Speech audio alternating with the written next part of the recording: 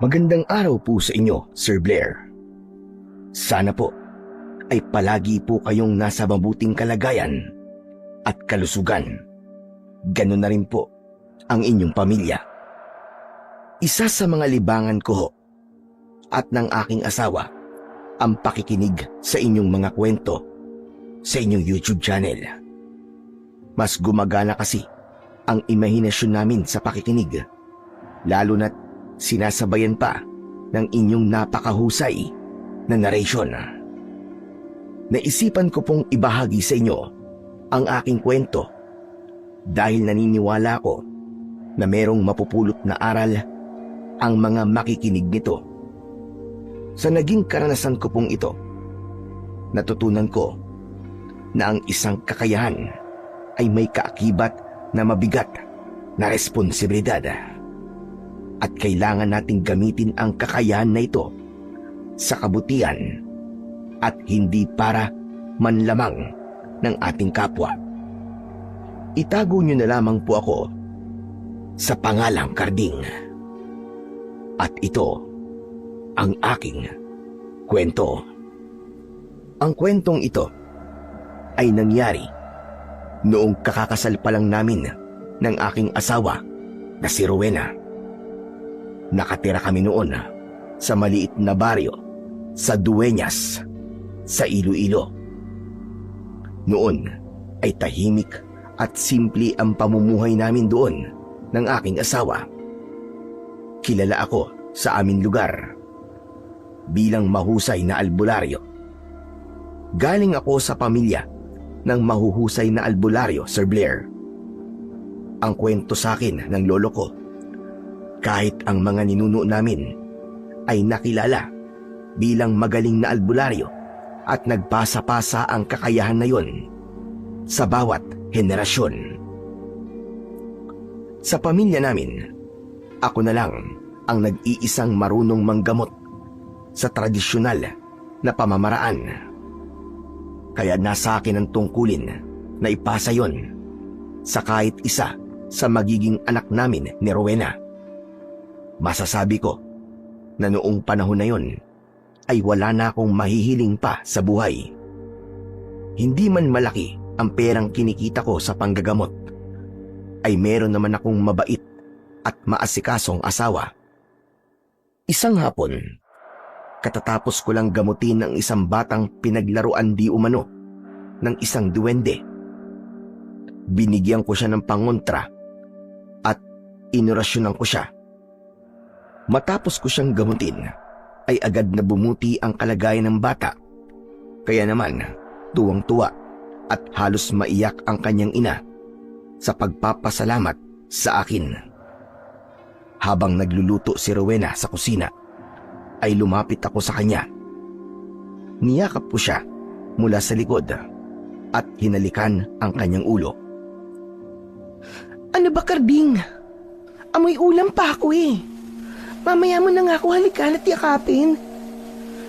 Kahit na mag-amoy bagoong ka pa, wala akong pakialam. Ikaw pa rin ang pinakamabango para sa akin. Bango-bango talaga ng asawa ko. Sus, bolero. Huy, hindi kita binobola. Nagsasabi lang ako ng totoo, mahal ko. Teka, ano ba yung niluluto mo? Minudo ba yan o afritada? Wala sa mga sinabi mo. Kaldereta to. Baboy nga lang. E paano ba naman? Ang mahal kasi ng karning baka ngayon sa palengke. Ayos lang yan. Kahit na anong karne pa yan. Huwag lang karne ng tao ha. Siguradong masarap yan dahil ikaw ang nagluto. Diba, bolero kan talaga? Ang sabihin mo, wala ka talagang pagpipilian kundi masarapan sa luto ko. Kasi ako lang naman na nagluluto sa bahay na to eh. Bakit ba ayaw mo maniwala sa mga papuri ko sa'yo? Ikaw naman oo. Tsaka kailan ba ako nagsinungaling sa'yo ha? Oo nga pala. Nagbigay sa akin ng 100 piso si Madel. Tuwang-tuwa kasi siya kasi napagaling ko yung anak niya. Tapos ang sabi pa nga niya bukas daw, dadalhan niya tayo ng mga gulay. Inabot ko kay Rowena ang 100 piso na papel at napansin ko ang pagbagsak ng kanyang muka. Oh, mahal. Bakit naman parang ang lungkot mo yata? Nalilitang ka ba sa 100 piso? Aba, malaki-laki yan kumpara sa ibinibigay ng ibang nagpapagamot sa akin. Hindi naman sa naliliitan ako, mahal. Dahil alam kong biyaya pa rin ito mula sa langit. Pero Karding, hindi yung ba naiisip na maghanap ng ibang trabaho? Yung bang meron kang regular na kita? Hindi sa minamaliit kong pagiging albularyo mo, ha? Pero kailangan natin maging praktikal sa panahon ngayon. Bumubuo na kasi tayo ng pamilya. Maaaring sa susunod na buwan ay mabuntis na ako. At kapag nagkaroon na tayo ng anak, sa tingin ko, ay hindi nakakasya ang perang nakukuha mo sa panggagamot. Alam mo namang hindi ako pwedeng umalis sa pagiging albularyo, di ba? Kailangan ko tong ipagpatuloy para hindi mawala sa pamilya namin ang panggagamot. Hindi ko naman sinasabing iwanan mo ang pagiging albularyo mo. Ang punto ko, maghanap ka ng iba pang trabaho sa bayan. Pero manggagamot ka pa rin kapag meron kang libreng oras. Kaya mo naman siguro yun, di ba, mahal? Hindi rin kasi sumasapat ang kinikita natin eh. Dahil minsan lang may nagpapatahi sa akin. Hindi naman tayo pinapabayaan ng Diyos, di ba? Hindi mo ba napapansin? Kapag may problema tayo sa pera, biglang may dumarating na biyaya. Dapat ba na palagi na lamang ganun? Dapat bang palagi tayong aasa sa biyaya ng Diyos? Na kahit ng totoo, nasa atin pa rin na magiging kaparaanan natin. Kung paano tayo uunlad. Kontento ka na ba sa ganitong buhay natin na isang kahit isang tuka at naghihintay ng kapalaran? Rowena, bakit parang sa sinabi mo ay nawawalan ka na ng tiwala sa Diyos? Totoo lang naman ang sinasabi ko, Karding eh. Hindi sa wala akong tiwala sa Diyos. Pero hindi pwedeng lahat ay iaasa natin sa Kanya. Pero sige, kung ayaw mo talaga maghanap ng ibang trabaho, ikaw ang bahala. Basta nagsabi na ako sa'yo, Karding ah. Pwede bang lumayo ka na muna sa akin para matapos ko na ito niluluto ko? Alam ko na hindi maganda ang mood ng asawa ko kapag pinapalayo niya na ako sa kanya. Kaya naman, hindi na ako nagsalita pa. Tahimik akong lumabas ng bahay at umupo sa mahabang upuan na nasa ilalim ng isang puno ng mangga. Naiintindihan ko naman ang punto ni Rowena. Nais niyang maging praktikal ako. Iniisip lang niya ang kinabukasan namin ng magiging anak namin. Ngunit hindi ko talaga kayang maghanap ng ibang trabaho dahil nangako ako noon sa tatay at lolo ko na ang panggagamot ang pagtutuunan ko ng pansin. Nasa gitna ako ng aking pag-iisip nang dumating ang aking kababata at matalik na kaibigan na si Rogelio. Gaya ko, ay ulila na sa pamilya si Rogelio at isa siyang karpintero sa aming baryo. Umupo siya sa tabi ko pero hindi ko man lang siya tinignan dahil sa lalim ng aking iniisip. Hoy, pre! Pre! Aba, kanina pa ako nandito pero parang di mo ako nakikita. May problema ka ba? Parang napakalalim naman yung iniisip mo. Pasensya ka na, pre, ha? Nagalit kasi si Rowena sa akin eh. Oh, ano ba ginawa mo? Sandali. Huwag mo sabihin na nahuli ka niyang may ibang babae. Naku, para naman, mahirap yan. Baka habang buhay ka ng outside di Colombo niyan. Sira ulo. Puro ka talaga kalokohan eh. Hindi ko gagawin yung kay Rowena, no? Alam mo kung gaano ko siya kamahal. Nagbibiro lang naman ako, masyado ka seryoso. Alam kong hindi mo kaya maghanap ng ibang babae. Kaya nga pinakasalan mo si Rowena, di ba? Ano bang dahilan? At nagalit siya sa'yo? Sa bait mong yan, pare, talagang nagkaroon pa siya ng dahilan para magalit sa'yo? Aba, kakaiba naman yata yun. Gusto niya kasi maghanap ako ng ibang trabaho. Gusto niya kasi na maging handa kami pagdating sa pinansyal kapag nagkaroon na kami ng anak. Bakit? Hindi pa ba sapat yung kinikita mo sa panggagamot? Di ba araw-araw meron nagpapagamot sa'yo? Kahit nga yung hindi mga taga rito sa Dueñas ay siya yung nagpapagamot kasi ang dami na rin nakakakilala sa'yo. Kahit araw-araw na may nagpapagamot sa akin, di pa rin malaki ang kinikita ko. Di kasi ako naniningil sa serbisyong ginagawa ko eh. Kung magkano lang ang gustong ibigay nila sa akin, tinatanggap ko. Minsan nga kahit wala, ayos lang sa akin eh. Eh hindi ba? Alam naman yan ni Rowena bago ka pa niya pakasalan. Ikaw pa nga nagsabi sa akin nun na ayos lang sa kanya yan, di ba? Oo nga, pero siguro nagbago na ang pananaw niya sa buhay. Kasi nga bumubuo na kami ng pamilya. Naiintindihan ko naman siya, Roelio. Alam kong iniisip lang niya ang magiging buhay namin at ng magiging anak namin sa hinaharap. Eh yun naman pala eh. Naiintindihan mo naman pala ang asawa mo eh. Bakit di mo na lang siya sundin? Maganda ang intensyon niya, pare. Kung gusto mo, pwede kitang isama sa mga racket ko sa pagkakarpintero. Ang dami pa naman nagpapagawa ngayon ng bahay sa bayan. Kapag kasi nagkaroon ako ng ibang trabaho, ay mawawala na ang focus ko sa panggagamot. At yan ang ayaw kong mangyari, pare. Lalo na't nangako ko sa tatay at lolo ko na hanggang sa mamatay ako ay manggagamot ako. Baka kapag hindi ko natupad yun, ay baka bumangon pa sila sa hukay at pagtulungan nila akong sakalin. Pero hindi naman ibig sabihin na may trabaho kang iba ay kakalimutan mo na ang pagiging albularyo mo, pare. Pwede ka pa rin manggamot kapag may pagkakataon. Alam ko, pero baka mawala tong kakayahan ko kapag hindi ko na to ginagawa araw-araw eh. Kumbagay, baka kalawangin ako. Ayokong mawala ang kakayahan kong to. Kasi pamana pa sa akin to ng tatay at lolo ko. Medyo mahirap nga yung sitwasyon mo. Kahit ako, hindi ko alam kung sino sa inyo ni Rowena ang tama. Hindi ko kailangan malaman kung sinong tama sa aming dalawa. Ang kailangan lang ay maintindihan namin ang isa't isa. Ako naiintindihan ko si Rowena. Kaya sana, maintindihan niya rin ako. Pare, alam ko na ang solusyon sa problema mong yan. Ano pre? Baka kalokohan na naman yan ha? Hindi to kalokohan.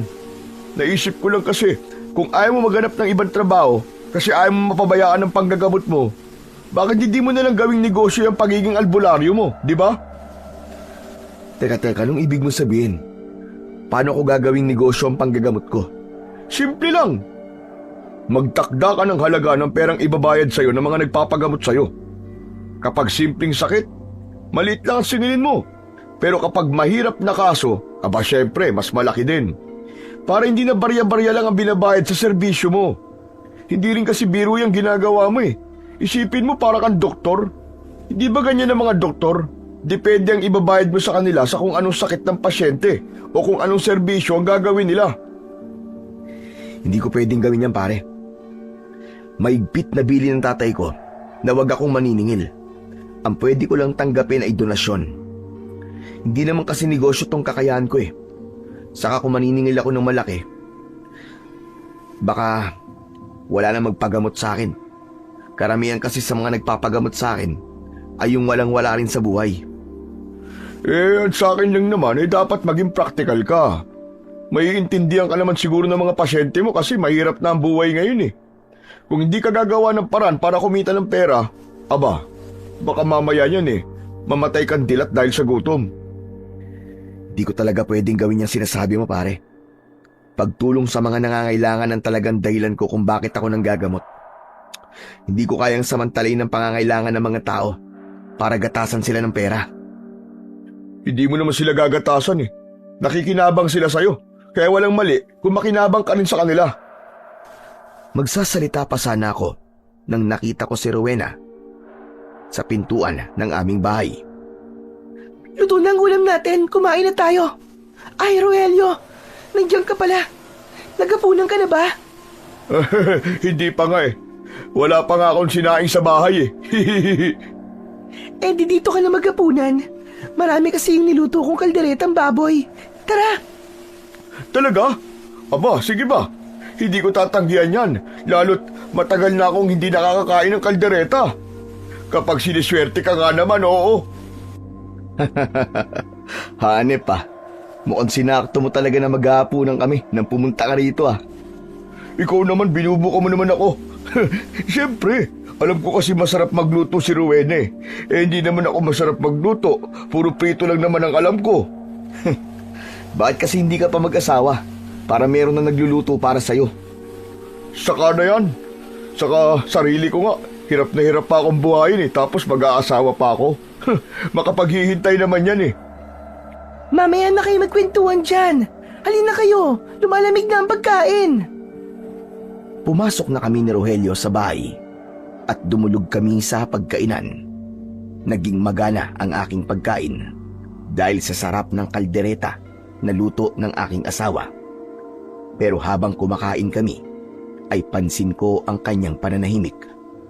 Alam ko na masama pa rin ang loob niya dahil sa naging pag-uusap namin kanina. Ganun pa man, umasa ako na maiintindihan ako ni Rowena sa desisyon ko.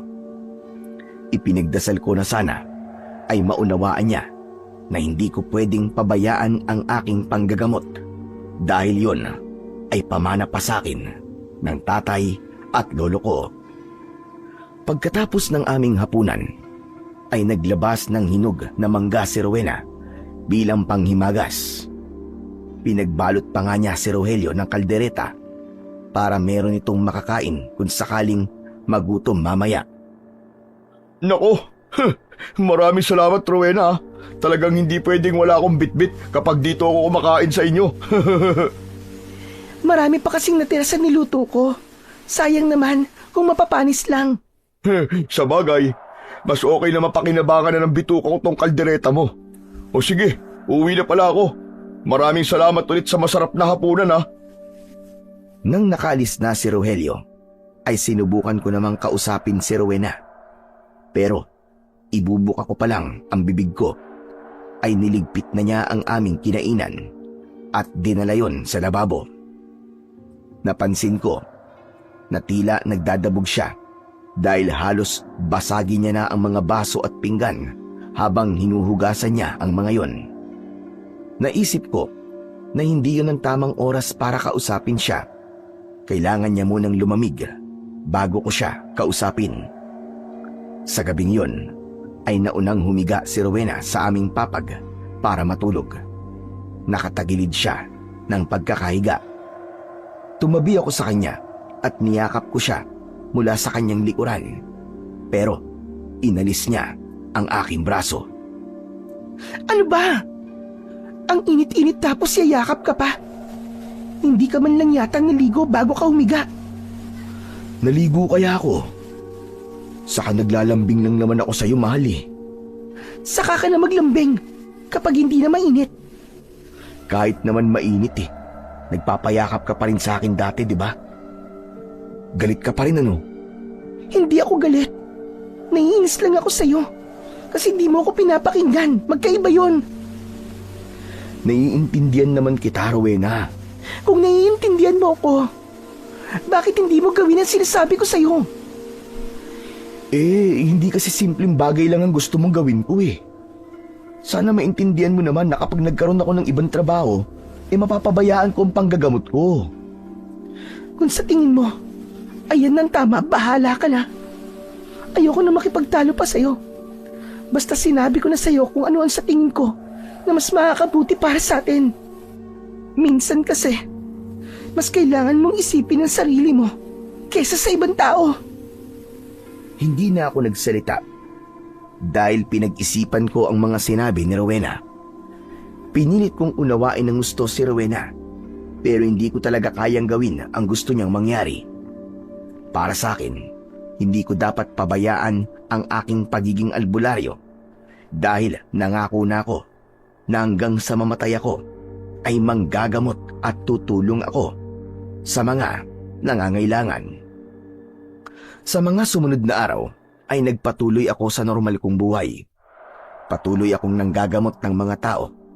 Para sa akin ay sapat na ang pasasalamat nila dahil masarap sa pakiramdam kapag nakakatulong ako sa mga tao. Yun nga lang, hindi ko maiwasang maging malungkot dahil ramdam ko ang panlalamig sa akin ni Rowena. Bawat donasyon na aking nakukuha mula sa mga tao ay agad kong inaabot sa aking asawa. Hanggang isang araw, isang problema ang aming pinagdaanan.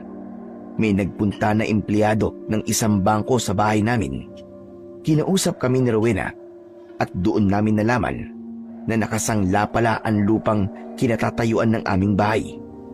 May mga dokumento siyang pinakita sa amin at nakalagay doon na kapag hindi namin nabayaran ang pagkakasanla ng lupa sa loob ng 1 taon, ay mahihila na yon ng bangko.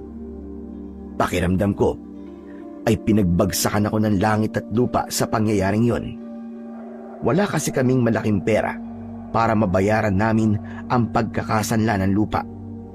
Kung masakit sa akin ang pangyayaring yon, ay alam kong higit na masakit yon para kay Rowena. Sa mga magulang niya kasi ang lupang yon at ibinigay ng mga yun sa kanya. Kumbaga, yun ang tanging ari-arian na meron siya. Kaya nang nakaalis na ang empleyado ng bangko, ay doon na bumuhos ang emosyon ni Rowena. Napaiyak siya at kung hindi ko kagad siya nahawakan, ay mapapaupo siya sa saig.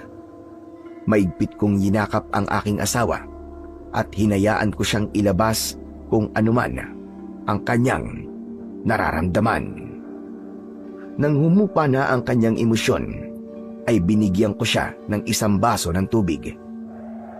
Mahal, uminom ka na muna ng tubig para kahit papano ay kumalma ka. Kahit 1 drum pa ng tubig ang inumin ko, hindi ako kakalma.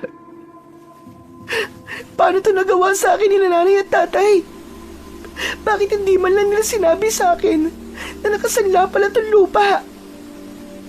Sa tingin ko, nung nagkasakit at namatay ang tatay mo, ay doon to isinanla ng nanay mo. Tama ka. Nagtataka nga ako noon kung saan kumuha ng pera si nanay para sa kabaong ni tatay. Ang sabi niya, mula sa isang taong may mabuting puso. Hindi na ako nagtanong pa sa kanya kasi naniwala ako sa kanya. Kung ganun, huwag ka na magalit sa kanila. Kasi ginamit naman ng nanay mo sa tama ang perang pinagsanlaan nitong lupa. Hindi naman yun ang punto ko eh. Ang sa akin lang, dapat ipinaalam niya sa akin para nagawan kaagad ng paraan na mabayaran to sa bangko.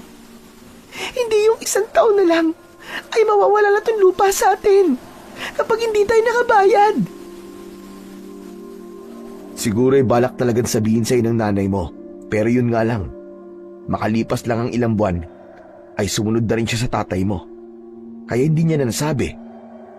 Hindi ba bigla nagkasakit ang nanay mo at ilang araw lang ay namatay na rin siya? Natigilan si Rowena sa sinabi kong yon. Sa tingin ko ay napagtanto niyang may punto ang sinabi ko. Maya-maya pa ay huminga siya ng malalim.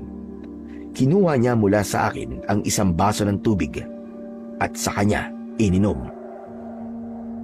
Sa tingin ko ay tama ka.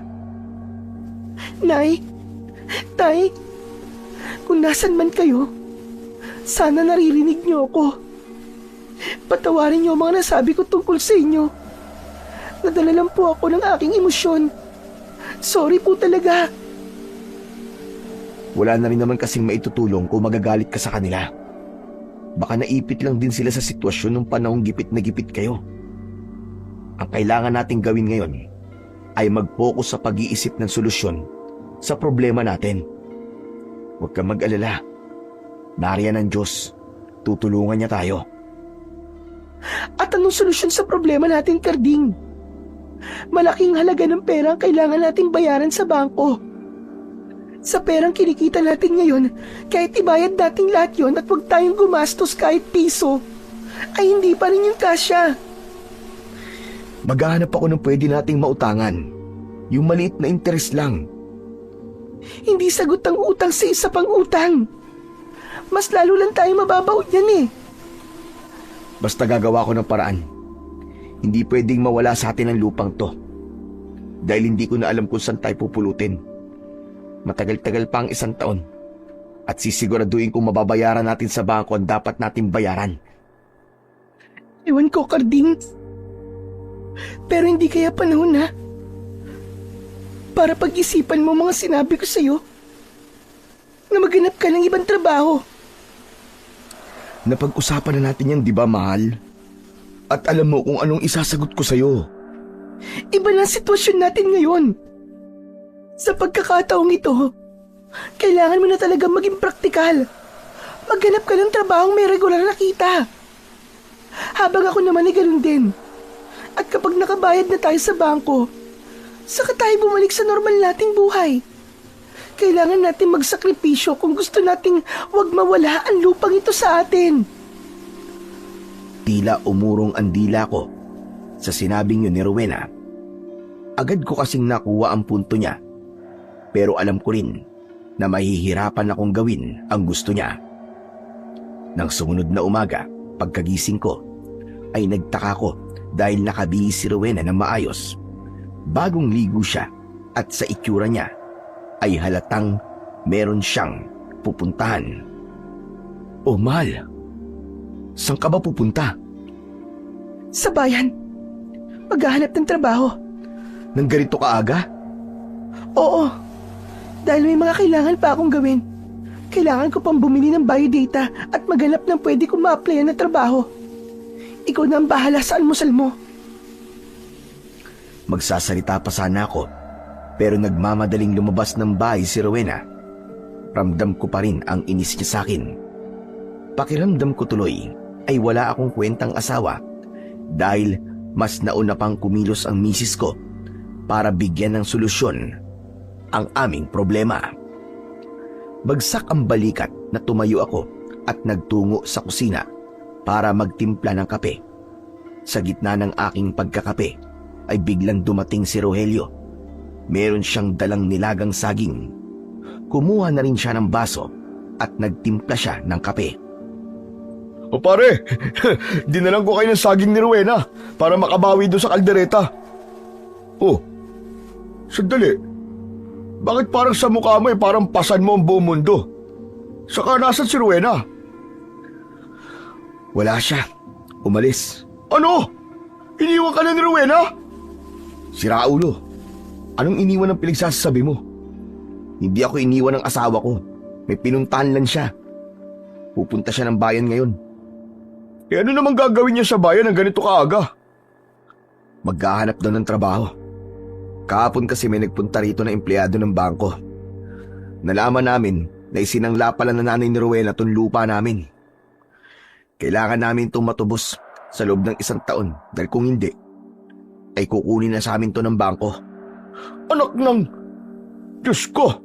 Malaking problema nga yan, pare. Sinabi mo pa.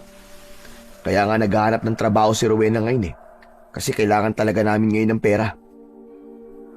Pasensya ka na, pare, ha? Alam mo naman na wala akong may tutulong sa'yo. Maliit lang kasi ang kinikita ko sa trabaho, Minsan pa nga, kulang, Ano ka ba? Hindi mo naman obligasyon na tulungan kami dahil kaibigan kita. Malaking bagay na tong nasasabi ko sa'yo, ang mga pinagdadaanan namin mag-asawa. Buti naman. Akala ko kasi mangungutang ka sa akin, wala naman ako mapapautang sa'yo. De, biro lang. Pero ikaw, pare, ano nang plano mo ngayon? Kung naghahanap na ng trabaho si Rowena, ibig sabihin, ay ganun na rin ang gagawin mo? Yun ang gusto ni Rowena na gawin ko. Pero alam mo naman na hindi ko pwedeng pabayaan ang panggagamot ko, di ba? Lalo na sa panahon ngayon na parang lahat yata ng mga tao ay nagkakasakit. Eh di samantalahin mo ang sitwasyon. Kung marami nagkakasakit ngayon, ibig sabihin, ay mas marami magpapagamot sa'yo. Taasan mo ang sigil mo sa serbisyo mo, pare. Hindi kaya karmahin na ako niyan. Naghihirap at nagkakasakit na nga mga tao tapos pagsasamantalaan ko pa sila. Ayoko nung pare. Hindi ko kakayanin. Pambira ka. Eh bakit naman kasi iniisip mo na pananamantala ang paniningil sa panggagamot mo? Normal lang naman na maningil ka. Dahil may binibigay ka serbisyo Ay nako, pero ikaw ang bahala. Ako naman nagsasabi lang ako nang sa tingin ko ay paraan para makabayad kayo sa bangko. Pero ikaw pa rin ang masusunod kasi buhay mo yan Napailing na lang ako at saka ko pinag-isipan ang sinabi ni Rogelio. Nang sandaling yon ay parang natukso na akong gawin ang sinabi niya. Pero sa tuwing iniisip ko ang mga taong nagpapagamot sa akin ang mahihirapan, ay agad akong inuusig ng aking konsensya. Buong maghapon akong naging abala sa panggagamot. Totoo kasi na marami ang nagkakasakit, kaya halos magkaroon ng pila sa labas ng aking bahay para sa mga may lagnat at ubo. Pero hindi ako makapag-concentrate sa aking ginagawa dahil hindi maalis-alis sa isip ko si Rowena. Hindi ko kasi alam kung ano na ang nangyayari sa kanya. Ipinagdasal ko na lang na sana ay maging ligtas siya at makahanap siya ng maayos na trabaho. 6:00 na ng gabi pero wala pa rin ang asawa ko. Nagsaing na muna ako para pagdating niya ay ulam na lang ang aming iisipin. Habang nakasalang ang sinaing ay narinig ko ang pagbukas ng pinto. Agad akong nagtungo sa sala at napakunot ang noo ko nang makita ko ang itsura ni Rowena. Magulo ang buhok niya at gusot ang kanyang damit. Namumugto ang mga mata niya. Kaya nahinuha kong galing siya sa matinding pag-iyak. Nag-aalala akong lumapit sa kanya. Hinawakan ko ang magkabilaan niyang balikat. Mahal ko, ano nangyari sa'yo? Bakit ganyan ang itsura mo? Karding, muntik na ako mapagsamantalahan. Ano sabi mo? Muntik na ako mapagsamantalahan. Diyos ko, bakit? Paano? May ina-applyan akong isang manpower agency sa bayan. Nung ini-interview na ako ng lalaki, ang sabi niya, ilalagay niya ako sa magandang kumpanya at mataas daw kagad ang posisyon ko. Pero kapalit nun, ay kailangan may mangyari sa amin. Nung hindi ako pumayag at aalis na sana ako, doon niya na ako ginamitan ng puwersa, mabuti na lang, at nagawa kong makatakas. Dahil kung hindi... Hindi na nagawang tapusin ni Rowena ang kanyang sinasabi dahil napahagulgul na siya ng iyak. Maigpit ko siyang niyakap at hinayaan ko siyang umiyak sa balikat ko. Nagpuyos sa galit ang dibdib ko. Hindi ko akalain na sa kagustuhan ng asawa ko na maghanap ng trabaho ay mangyayari yon sa kanya. Hayop yun ah. Samahan mo ako sa lalaking yun ngayon din at sisiguraduhin kong magsisisi siya sa ginawa niya sa'yo. Wag na! Wag na, Karding! Baka kung ano pang mangyari sa'yo. Ang importante naman hindi siya nagtagumpay sa balak niya sa akin. Kahit magdemanda na lang tayo, kailangan makulong ang hayop na yun. Kung kakasuhan natin siya, gastos pa yun. Hindi na natin kakayanin kung gagastos pa tayo. Kaya hindi na nga natin alam kung saan tayo kukuha ng pambayad sa bangko. Nang sandaling yun, pakiramdam ko ay wala akong silbi. Wala akong magawa para ipagtanggol ang asawa ko. Doon na pumasok sa utak ko na kapag walang pera ang isang tao, ay wala rin siyang magagawa kapag merong umapi o gumawa sa kanya ng mali. Doon ko napagtanto kung gaano kahirap ang maging mahirap. Pagsapit ng gabi, ay mahimbing nang natutulog si Rowena. Ako naman ay gising na gising pa. Hindi pa rin kasi mawala sa isip ko ang nangyari sa aking asawa. Hindi ko matanggap na merong nagtangkang gawan siya ng kahalayan. Hindi ko napigilan ang aking luha habang pinagmamasdan ko ang mukha ni Rowena. Abot langit ang awa ko para sa kanya. Kahit tulog siya, ay bakas pa rin sa mukha niya ang takot. Sigurado ko na dahil sa nangyari sa kanya, ay matatakot na siyang maghanap ng trabaho. Patawarin mo ako kung di kita nagawang protektahan. Kung kumilos lang kagad sana ako, ay hindi mo na maiisipang maghanap ng trabaho. Hindi ka sana napahamak. Hindi sana nangyari sa yun. Pero pangako, mahal ko, hindi na ako papayag na mangyari ulit yun sa'yo. Masuyo kong ginawaran ng halik sa noo si Rowena. Nang sandaling yon ay isang desisyon ang aking binitiwan.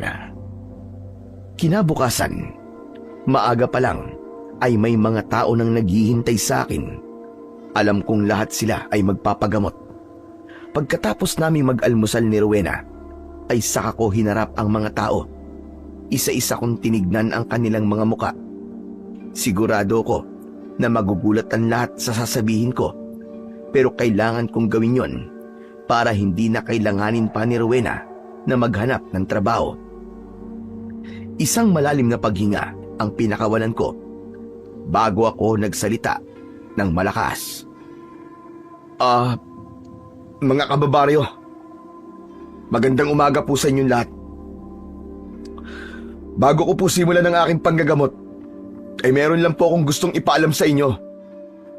Simula po sa araw na to, ay hindi na po ako tatanggap ng donasyon, pagkain o kahit na anong material na bagay bilang kapalit ng aking panggagamot. Magtatalaga na po ako ng presyo sa bawat taong gagamutin ko. Isang tao ay kailangan magbayad sa akin ng 100 piso. Pero maaari po itong tumaas. Depende po sa sakit ng magpapagamot. Alam kong mahirap po ang buhay ngayon. At malaking halaga na para sa iba ang 100 piso. Pero kailangan ko pong gawin to. Dumadaan kasi kami ng aking asawa sa isang mabigat na problema. At kailangan namin makaipon ng malaking halaga ng pera. Kaya kung sino po ang kaya magbayad ng 100 piso o higit pa para sa aking serbisyo, ay pumila po kayo na maayos. Para naman po, sa mga hindi kaya ang aking presyo, malaya po kayong umalis. Parang sinuntok ng paulit-ulit ang dibdib ko nang nakita ko ang lungkot at pagkabigla sa lahat ng mga taong nasa aking harapan. May iba na nagbulungan at umalis na lang. Gusto ko sanang habulin ng umalis, pero sinabi ko sa sarili ko na kailangan kong panindigan ang aking desisyon. Mahigit sa kalahati ang umalis, habang ang mga natira ay maayos na pumila. Maraming salamat po.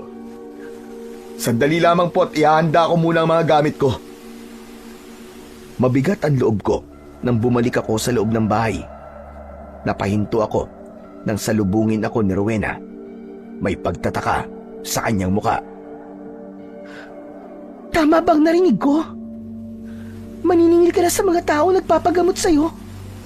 Oo, mahal. Ito kasi yung parang naisip ko para mabilis tayo makapag-ipon ng perang pambayad natin sa bangko. Karding, hindi ko sinabi na maningil ka ng malaki sa mga magpapagamot sa'yo. Ang sinabi ko, maghanap ka ng trabaho na may regular na sahod. Baka kasi nagkamali ka ng pagkakaintindi sa sinabi ko.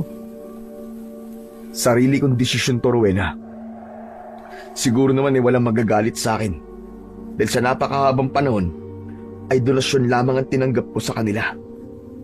Saka hindi naman to habang buhay eh. Kapag nakabayad na tayo sa bangko, ay hindi na ulit ako maniningil. Pero kawawa naman ang mga tao, Karding. Masyadong malaki ang 100 piso. Alam ko na malaki ang 100 piso. Pero malaking halaga din ang pera ang kailangan natin. Hayaan mo, Rowena. Sigurado ako na sa ula lang naman maninibago ang mga tao. Pero kapag tumagal na, masasanay din sila. Sige na, mamaya na lang tayo mag-usap. At kailangan ko ng simulan ng panggagamot ko. Nilagpasan ko si Rowena at sinimulan ko ng ihanda ang mga gamit ko. Pagkatapos nun, ay pinapasok ko na ang unang gagamutin ko. Iba ang pakiramdam ko ng sandaling yon.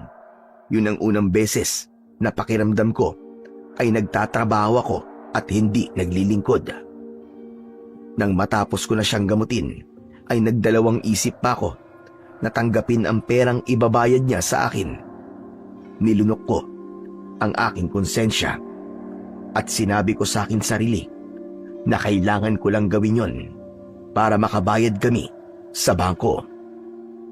Pagsapit ng hapon ay natapos ko na ang panggagamot. Nasa sala ko at binibilang ko ang kinita ko sa maghapon. Nasa harapan ko si Rowena at pinapanood niya ako. Maya-maya pa ay inabot ko kay Rowena ang lahat ng pera. 2,300 ang kinita natin ngayong araw. Yung iba kasi ay nilaki ang konsingil dahil mahirap gamutin ang sakit nila.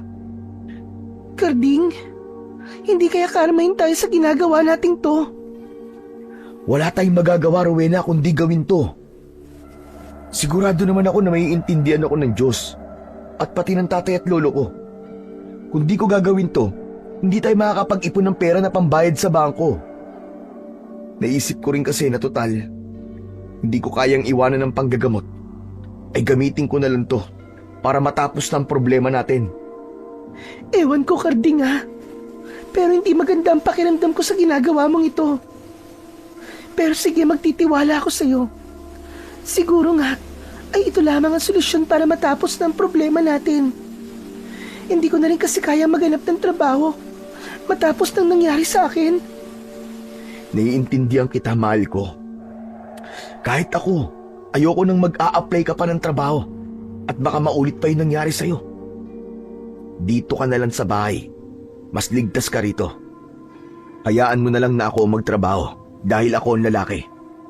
Ano ka ba? Sa panahon ngayon, wala nang kaso kahit nagtatrabaho pa ang babae.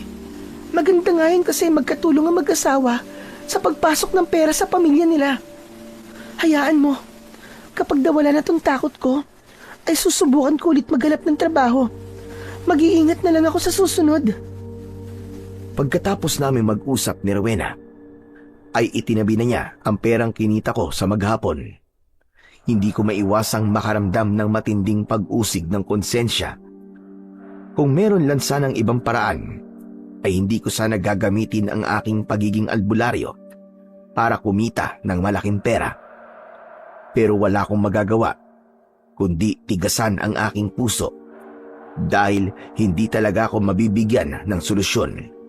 Ang problema namin kung patuloy kong susundin ang aking puso. Upang hindi na ako mahirapan na magpaulit-ulit sa pagsasabi sa mga tao tungkol sa paniningil ko sa aking panggagamot, ay nagsulat ako sa papel kung magkano ang singil ko sa bawat magpapagamot sa akin. Ipinaskil ko yon sa harapan ng aming pinto para mas madali yung makita ng mga tao. Marami ang hindi nagustuhan ang aking paniningil, ngunit may iba rin na walang nagawa kundi ang magbayad kapalit ng aking panggagamot. Unti-unti ay nasanay na ako sa ganon. Palagi kong iniisip ang perang kinikita ko sa loob ng isang araw. Di hama kasi na mas malaki yon kumpara sa perang nakukuha ko nung tanging donasyon lamang ang aking tinatanggap mula sa kanila. Mas lalo akong natuwa dahil kahit papano ay nakakapaghulog na kami ng paunti-unti sa kailangan naming bayaran sa bangko. Maging si Rowena ay nakita na ang magandang epekto ng ginagawa ko, kaya naramdaman ko na naging normal na sa kanya ang lahat. Isang umaga, bumisita ang kaibigan kong si Rogelio sa bahay. Gaya ng dati, ay dire-diretso siyang pumasok at umupo sa pagkainan habang nag-aalmusal kami ni Rowena. Uy, ang dami niyo yatang almusal ngayon May itlog na, may hotdog pa. Aba, tamang-tama kasi hindi pa ako nag-aalmusal Ang lakas talaga ng pang-amoy mo. Bilib talaga ako sa'yo, Rogelio. Kahit sa malayo, alam mo kung kumakain kami, no? Teka, saan ka ba galing? Bakit parang ilang araw yata kitang hindi nakikita? Nagpunta ako sa Maynila. Nagbaka sakali ako na makakahanap ako ng maayos sa trabaho. Pero wala, minalas ako Naubos na lang yung pera ko, pero hindi pa rin ako nakakahanap ng trabaho. Siguro nga hanggang dito na lang ako sa baryo natin. Ayos lang yan. Malay mo, nandito sa baryo natin ang swerte mo. Sana nga. Ay, oo nga pala. Nabasa ko yung nakapaskil sa may pinto nyo Totoo ba yun? Naniningil ka ng 100 piso o higit pa sa magpapagamot sa'yo?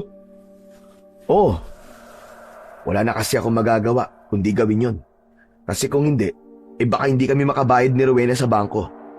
Hindi kasi talaga pwedeng mawala itong lupang kinatatayuan ng bahay namin eh. Mabuti naman at sinunod mo rin ang pinayo ko sa'yo. Ikaw pala nagsabi nun kay Carding. Ha? Oo, ako nga Rowena. Yung kasi ang paraan na naisip ko nung sinabi sa akin ni Carding ang problema nyo. Akala ko naman ay si Carding ang nakaisip nun. Hindi ko sinabi na si Rogelio nagbigay sa akin ng ideyang yon. Kasi ayokong sisihin mo siya kapag hindi naging maganda ang resulta ng paniningil ko sa mga nagpapagamot. Pero pare, maraming salamat ha.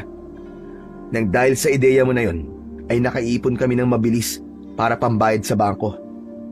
Saka, may naitatabi rin kami na panggastos sa araw-araw.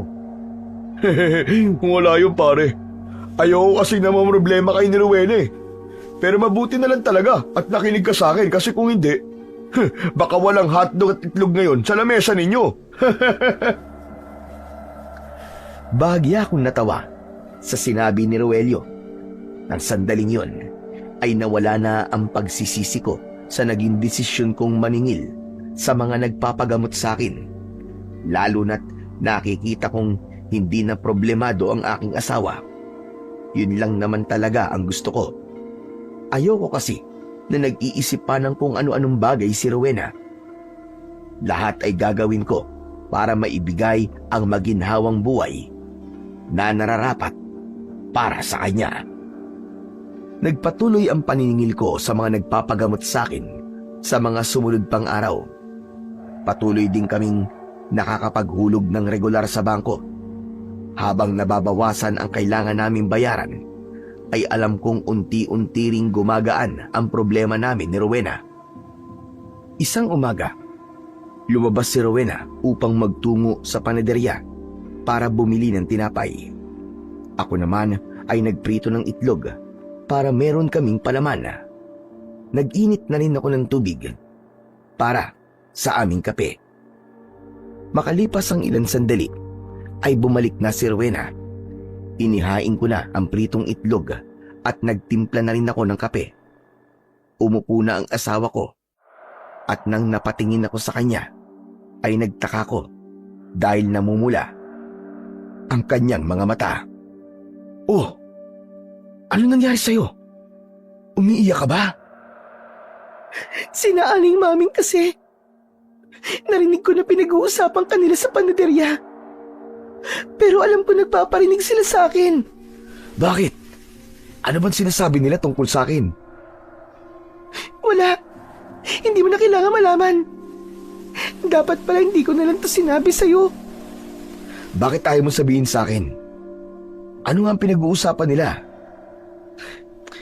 Mahal, kailangan ko malaman kung ano ang sinasabi nila tungkol sa akin. Pero mangako ka na kapag sinabi ko sa'yo, ay hindi mo pupuntahan si Aling Mameng. O sige. Nangangako ako. Ang sabi nila, masyado raw tayo nagmamadaling yumaman, kaya bigla ka naningil sa mga nagpapagamot sa'yo. Tapos ang sabi pa nila, kakarmahin daw tayo sa ginagawa natin. Kasi hindi naman daw ganito ang ginagawa noon ng tatay at lolo mo. Kung may kakarmahin man sila yon, dahil nakikialam sila sa buhay ng ibang tao. Bakit hindi ang buhay nilang pakialaman nila? At baka sakaling maging maayos pa ang kanilang buhay. Hindi yung puro chismis lang ang inaatupag nila. Alam mo, hindi pwedeng palampasin ko na lang to eh. Kailangan malaman ni na Aling Maming na hindi okay sa atin na ginagawa nilang pulutan sa umpukan nila ang buhay natin. Carding, ano ba? Huminahon ka nga. Hindi ko kayang huminahon matapos ko malaman ang mga sinasabi nila tungkol sa atin. Kung alam lang nilang pinagdadaanan natin, baka maintindihan nila tayo. Kailangan kong makausap si na Aling Maming. Ano ka ba? Nangako ka sa akin, di ba, na hindi mo pupuntahan si na Aling Maming? Hindi na ako nagsalita. Malalaki ang mga akbang na lumabas ako ng aming bahay. Sinundan ako ni Rowena at sinubukan niya akong pigilan. Pero hindi ako nagpapigil sa kanya. Nang nakarating kami sa panaderya, ay naroon pa rin sina Aling Maming at ang dalawa pang babae na kachismisa niya. Nalaman kong ako nga ang pinag-uusapan nila dahil bigla silang tumahimik nang nakita nila ako. Oh, bakit bigla kayong tumigil sa pagkikismisan nyo, ha? Bakit? Ang asawa ko lang ba ang kaya nyo? Bakit hindi nyo sabihin sa harapan ko ang pinagsasasabi nyo sa akin, ha? Matapang lang kayo kapag nakatalikod ako. Pero kapag nakaharap na ako, ay parang na kayong maaamong tupa. Karding, ano ba? Tama na. Umuwi na tayo. Hindi, Rowena. Kailangan malaman ng mga tsismosa na to na mali na nakikialam sila sa buhay natin. Ano ba nakukuha nyo maganda sa ginagawa nyo yan, ha, Aling Maming? Kung yumayaman kayo sa pakikialam nyo sa buhay namin, sige lang. Pagchismisan nyo kami hanggang sa mamagaya mga nguso ninyo. Bakit? Inalam nyo ba muna ang dahilan kung bakit ako biglang naningil sa panggagamot ko? Hindi naman, di ba? Basta nyo na lang kaming pinagkikismisan nang hindi nyo muna inalam ang punot dulo kung bakit ko to ginagawa. Natameme si Aling Maming at ang dalawa pa niyang kasama. Hiyang-hiya at nakayuko silang naglakad palayo. Ano ka ba, Karding? Hindi mo na dapat ginawa yun. Mas lalo lang nila tayong pag-uusapan eh. Kailangan kong gawin yun, Rowena, para malaman nila na hindi tayo pumapayag sa ginagawa nila sa atin. Mabuti sana kung sila nagpapakain sa atin. Hindi naman, ha? Pagharap ko sa aking kaliwa ay isang matandang lalaki ang naroon. Matiim siyang nakatingin sa akin. Meron siyang tungkod. Sa bihis niya ay masasabi ko na may kaya siya sa buhay. Ikaw ba si Karding? Ako nga, bakit? Sino ka ba? Mukhang hindi magandang makipag-usap ako sa iyo ngayon. Kailangan ko kasi ang tulong mo. Pero babalik na lang ako sa ibang araw. Kapag malamig na ang ulo mo, pasensya na. Teka, sandali lang po. Pasensya na po kayo. Hindi po sinasadya ng asawa ko na masigawan kayo. Kung magpapagamot po kayo, sumama na lang po kayo sa bahay namin. Marahang tumango ang matandang lalaki. Hinila na ako ni Rowena pauwi at sumunod sa amin ang matandang lalaki. Wala sa matanda ang atensyon ko dahil hindi pa rin humuhupa ang galit ko kina Aling Maming. Pagdating sa bahay ay pinaupo ni Rowena ang matandang lalaki sa aming maliit na sala. Ako ang humarap sa kanya kasi sa akin siya may kailangan. Pasensya na po kay Tatang kung nasigawan ko po kayo kanina. Mangyaring mainit po kasi ang ulo ko dahil sa mga taong pinag-uusapan ng buhay namin ng aking asawa. Walang kaso yun sa akin. Talagang may mga araw na mainit ang ulo natin. Ay, ako nga pala si Silvano. Narinig ko tungkol sa iyo at nalaman ko na isa kang mahusay na albularyo. Kahit daw malubang sakit, ay kayang-kaya mong pagalingin. Ako po si Karding at yun naman po ang asawa kong si Rowena. Ano po pa ng sakit nyo? Mas maganda po na ngayon pa lang ay malalaman ko na para masabi ko po kung kaya ko po kayong pagalingin o hindi. Hindi ako ang gagamutin mo, kundi ang aking asawa. Ah, ganun po ba?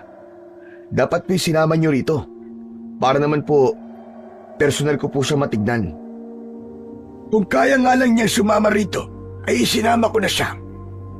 Hindi na kasi siya nakakabangon sa kanyang higaan.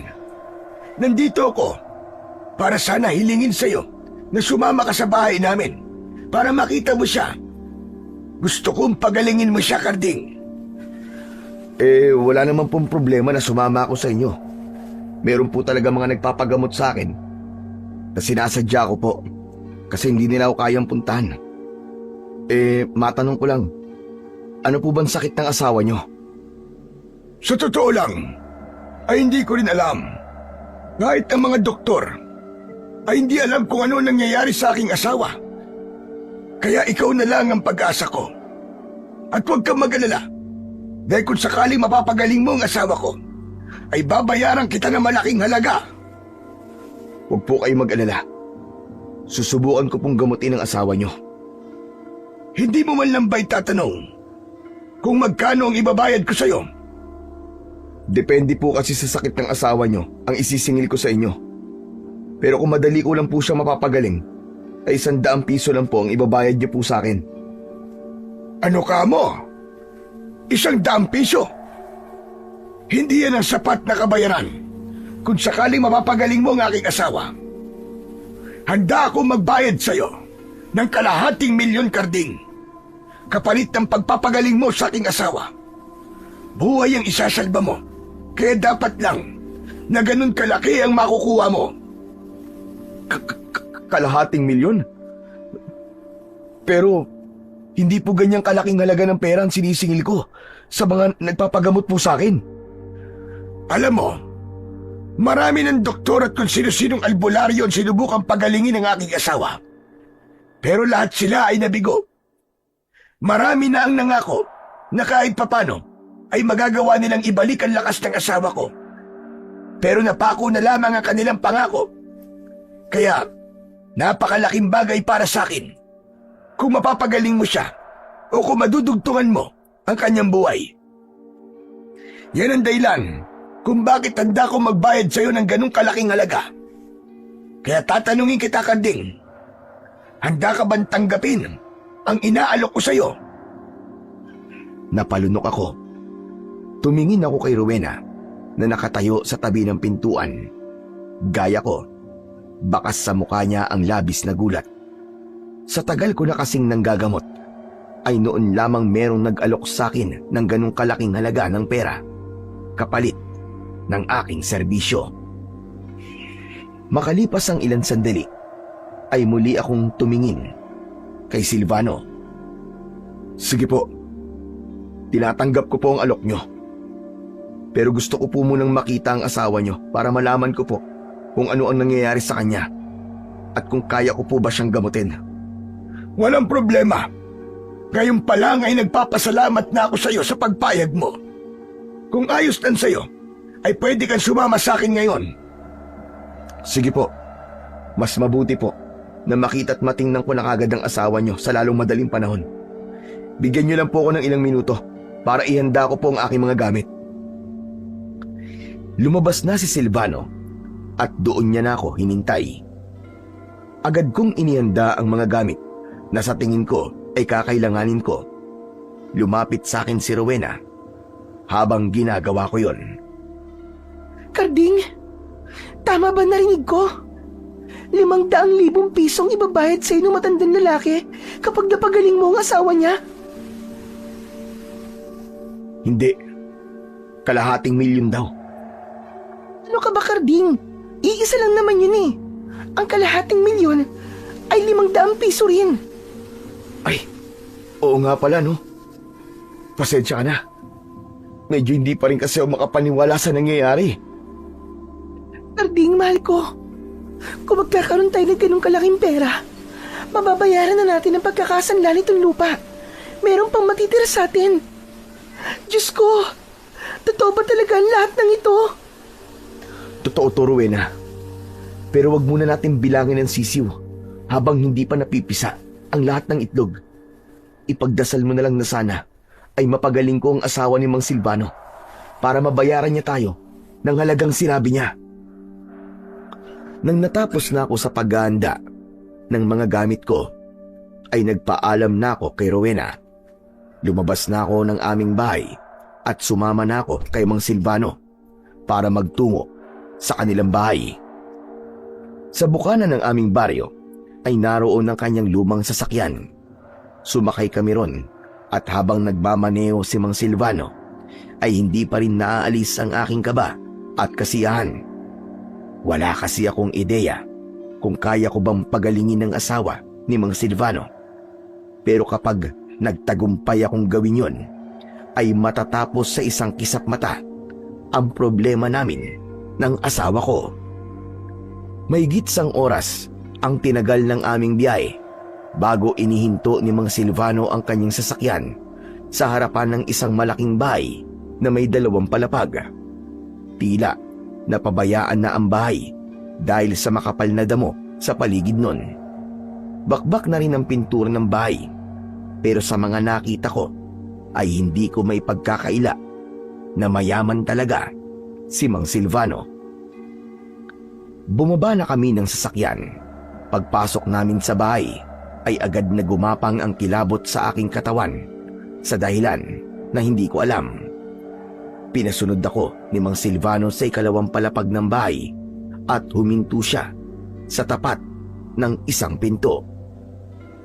Sa pagbukas niya ng pinto ay umalingasaw ang masangsang na amoy. Hindi ako nagpakita ng anumang reaksyon. Sumunod ako kay Silvano nang pumasok siya sa silid na yon. Doon ay nakita ko ang isang matandang babae na nakahiga sa malaking kama. Halos butot balat na siya. Maputla ang kanyang balat at puno ng malalaking sugat ang kanyang buong katawan. Nakapikit ang matandang babae na sa tingin ko ay natutulog lang. Umupo si Mang Silvano sa gilid ng kama at hinalikan niya ang noo ng matandang babae. Elizabeth, asawa ko. Nandito na ang isang magaling na albularyo. Sana ay siya na ang matagal na nating hinihintay. Karding, halika. Lumapit ka at maaari mo nang tignan ng aking asawa. Sige po, Mang Silvano. Agad akong lumapit sa kama. Humingi ako ng permiso kay Mang Silvano kung maaari ba akong umupo sa kabilang gilid ng kama at pumayag naman siya. Sinabi niya na ang pangalan ng asawa niya ay Elizabeth. Meron na akong hinala kung ano ang nangyayari kay Elizabeth, pero kailangan ko pa ring makasiguro.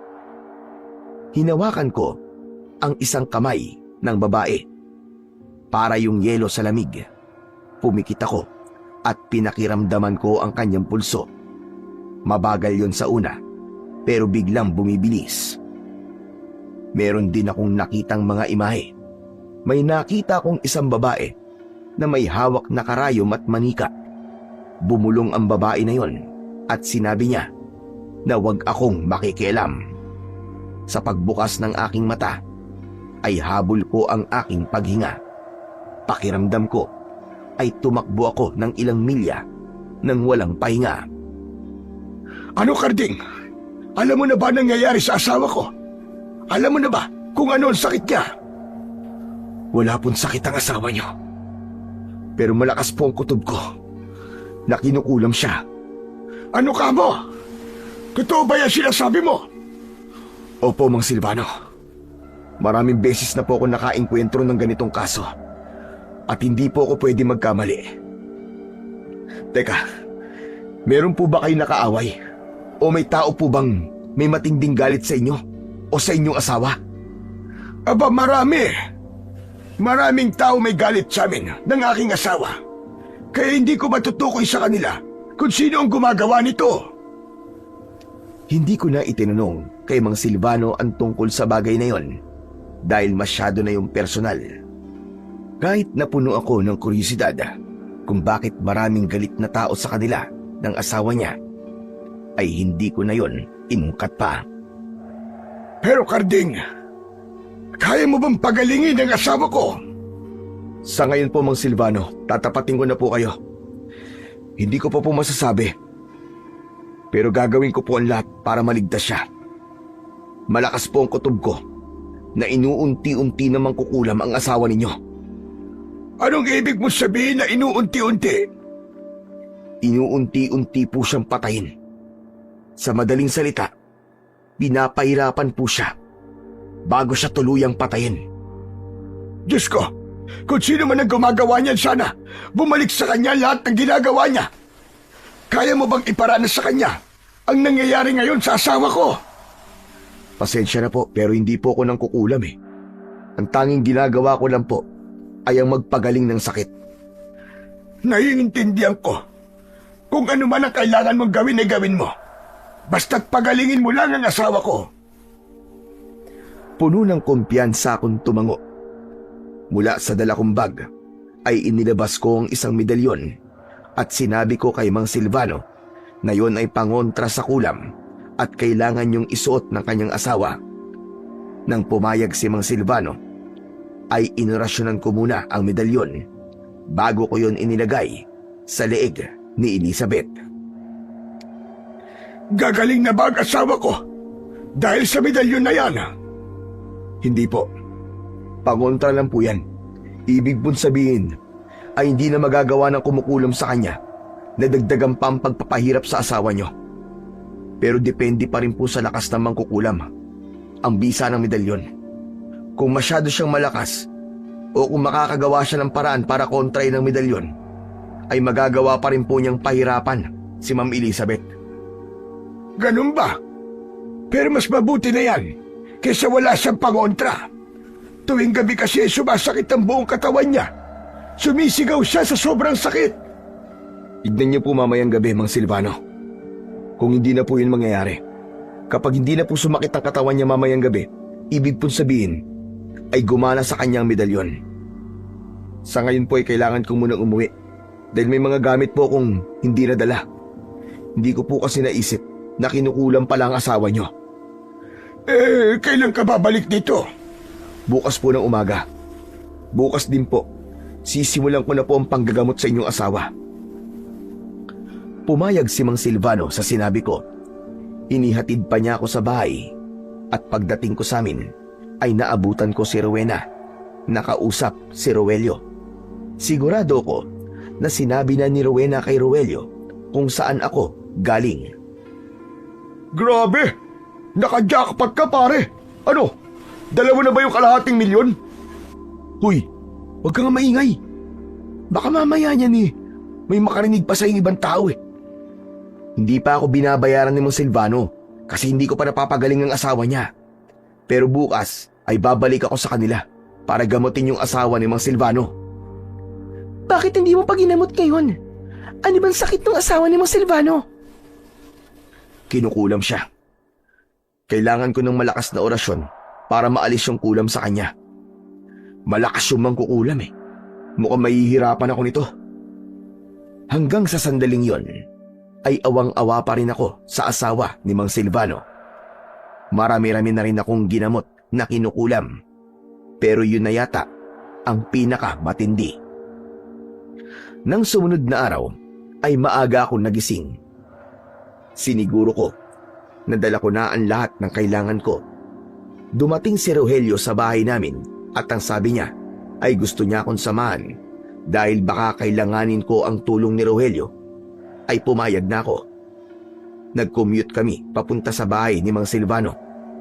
Agad kaming pinapasok ni Mang Silvano sa bahay niya nang kumatok ako sa pinto.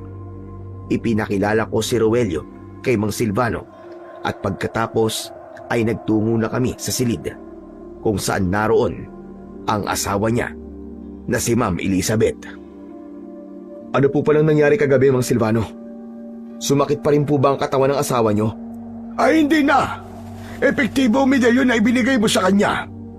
Simula nung mangyari yan sa kanya, ay kagabi lang hindi sumakit ang katawan niya. Mabuti naman po kung ganun. Pero kailangan maalis ko na ang kulam sa kanya.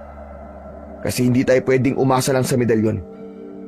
Hindi po siya gagaling kung hindi po mapuputol ang koneksyon niya sa kumukulam sa kanya.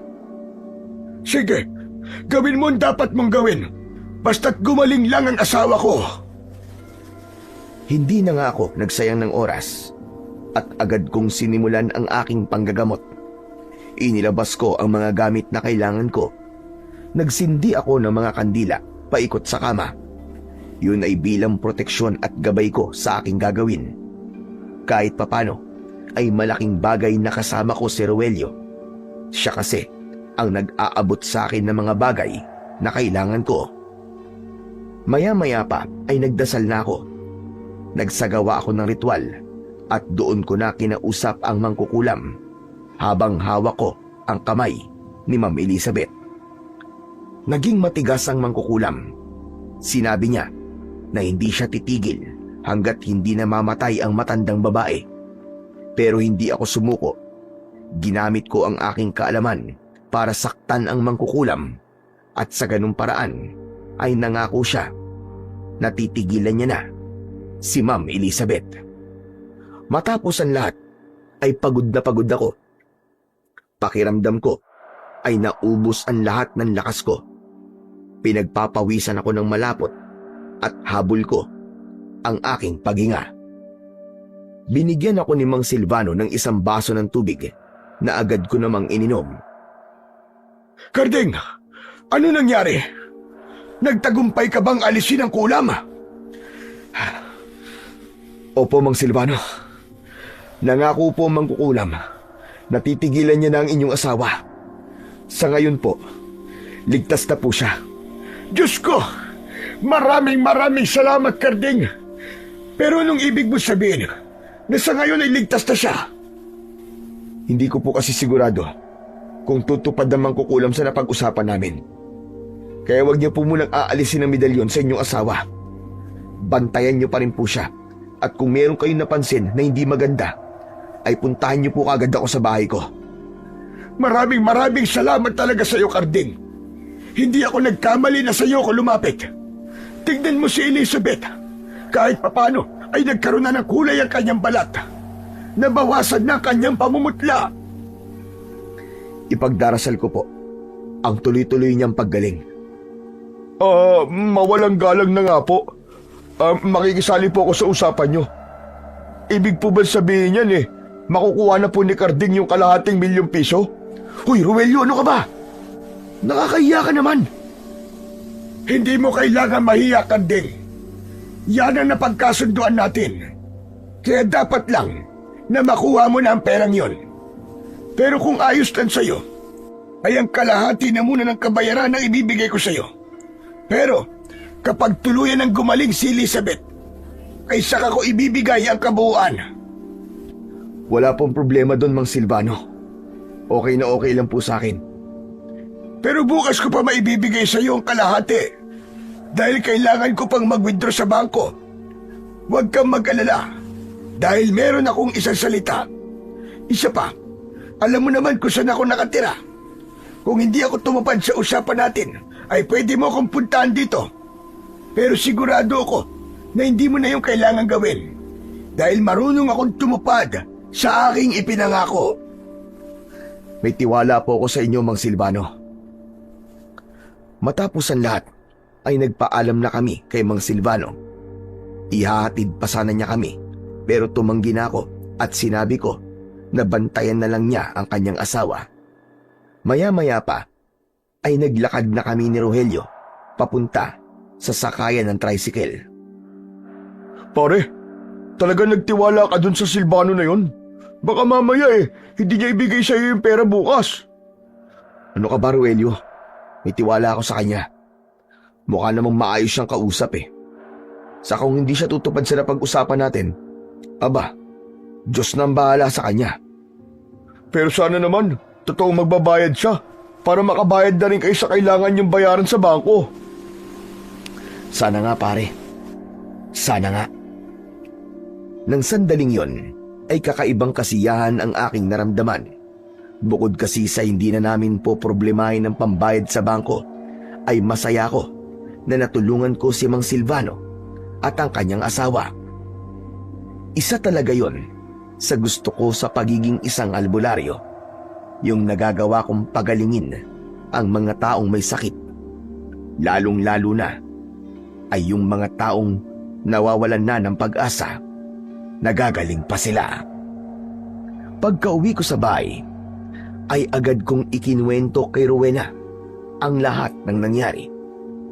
Maging siya ay natuwa rin nang malaman niya na nagawa kong pagalingin ang asawa ni Mang Silvano at nagawa kong alisin ang kulam. Alam mo, sa totoo lang, hindi talaga ako nagduda na mapapagaling mo siya. Kasi alam ko naman ang kakayahan mo. Sa tagal mo ng albularyo, parang wala pang nagpagamot sa'yo na hindi mo napagaling. Pero alam mo, mahal, sa totoo lang, nahirapan talaga ako sa asawa ni Mang Silvano. Naramdaman ko kasi talagang malakas yung mangkukulam. Aba, kahit ako, hindi ako makapaniwala na natalo ko siya. Yung pera, mahal ko, nakuha mo na ba? Hindi pa Ang sabi kasi sa akin ni Mang Silvano, kailangan pa niyang magpunta sa bangko para mag-withdraw. Bukas pa siya pupunta rito para ibigay yung kalahati ng bayad niya. Ha? Kalahati? Bakit kalahati lang? Paunang bayad pa lang kasi yun. Pero kapag tuluyan ng gumaling ang asawa niya, ibibigay niya kagad yung kulang. Ayos lang naman yun Kasi kailangan pa rin bantayan ng asawa ni Mang Silvano ng ilang araw. Kapag wala na nangyaring masama sa kanya at wala nang senyalis na kinukulam siya, ibig sabihin nun, buo na nating makukuha ang kalahating milyon. Diyos ko, maraming salamat po at hindi niyo po kami pinapabayaan. At salamat din sa iyo, Karding. Dahil ikaw ang dahilan kung bakit mareresolba na ang problema natin. Hindi ba sabi ko naman sa'yo, ay huwag tayong mawalan ng tiwala sa nasa itaas. Tignan mo, yung akala natin na wala ng solusyon sa problema nating to, pero bigla na lamang dumating sa buhay natin si Mang Silvano. Diba? Kumikilos talaga ang Diyos sa hindi natin inaasahang paraan. Di naman ako nawala ng tiwala sa Panginoong Diyos Talagang grabe lang kasi yung pagkakabigla ko nung unang beses kong nalaman na nakasangla pala itong lupa natin. Naiintindihan naman kita, mahal ko. Pero wala na tayong dapat na ipag-alala ngayon kasi wala na, tapos na ang problema natin. Solve na. At kapag nakabayad na tayo sa bangko, babalik na ulit sa normal ang buhay natin. Tapos may matitira pa sa pera natin. Kaya sigurado ako na marami na ang matutuwa sa mga kapitbahay natin kapag sinabi ko sa kanilang hindi na ulit ako maniningil sa panggagamot ko. Masaya kaming nagyakap ni Rowena. Nang sandaling yon, ay nakikita ko ng magiging maayos na ang lahat simula bukas. Labis akong nagpasalamat sa Diyos dahil hindi niya kami pinabayaan.